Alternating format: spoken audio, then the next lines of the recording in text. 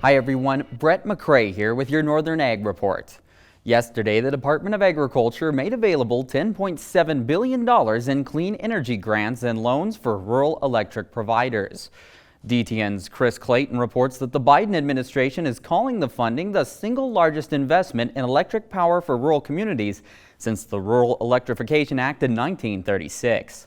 The money comes from the Inflation Reduction Act, consisting of two new loan and grant programs, one exclusively available to rural electric cooperatives and the second for other rural providers.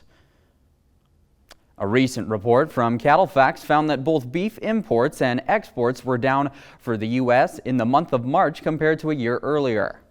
Through the first 3 months of 2023, beef imports were down 28 million pounds. The totals from the countries Mexico, Brazil, and New Zealand were also lower.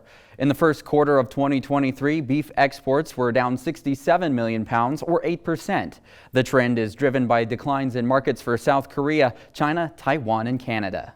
Despite these decreases, beef imports are expected to be the highest on record this year, while exports are predicted to be the second or third highest recorded for the country. We'll be back in an hour with your markets. We asked Montana farmer Walt Sales about the challenges of mental health in agriculture. Another drought, there always is. There's always going to be another something. I grew up in a generation of you pulled yourself up by your bootstraps. But it's become evident is what do you do if you can't even find those bootstraps?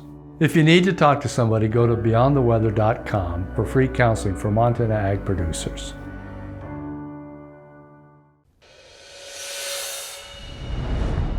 Hello everyone, Brett McCrae back with more ag news and your markets. This week, the annual Wheat Quality Council Hard Red Winter Wheat Tour is taking place, revealing information that has the potential to move prices for the commodity once again. The Southern Plains have been gripped by extreme drought for some time, and analysts say that recent rains were too late to help the winter wheat crop in Kansas, where the tour begins this week. The big takeaway from the tour will be the historical significance of exactly how bad the crop will be this year.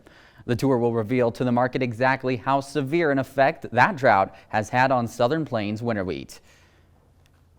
Cash cattle bids were lower again last week. Deals on the hoof about $1 back, averaging $175.50, and $2 to $3 lower on the dress basis, averaging $279. At the Glendive Livestock Exchange last week, cull cows traded from 83 cents and topped out at 103. Heiferettes mostly between $1.25 to $1.55. The sheep market at Pays was a little softer Monday, 60 to 69 pound lambs from $206 to $211 per hundredweight. And despite a mixed start to Tuesday's trading session, wheat futures found themselves under pressure during the day. The economy is generating bearish demand-related concerns for commodities, and weather is currently favorable for planting. That's all for your Ag Report. Have a great day.